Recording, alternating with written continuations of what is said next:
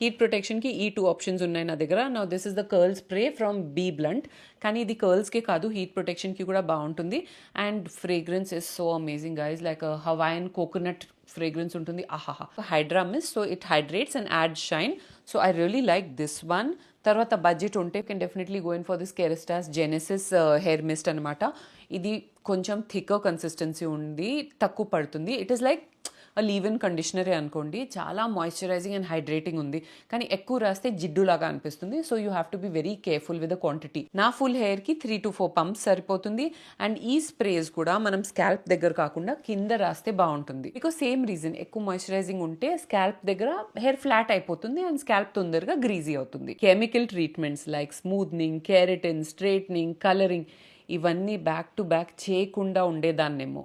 ఒక ఫేజ్ వచ్చింది నాకు 4 years నేను బ్యాక్ టు బ్యాక్ 8 monthsలో ఒక్కొక్క హెయిర్ స్ట్రైట్నింగ్ చేయించుకునేదాన్ని. పైగా నేను ఆ స్ట్రైట్నింగ్ కాంబినేషన్తో హైలైట్స్ కూడా చేయించాను కలరింగ్ హెయిర్కి.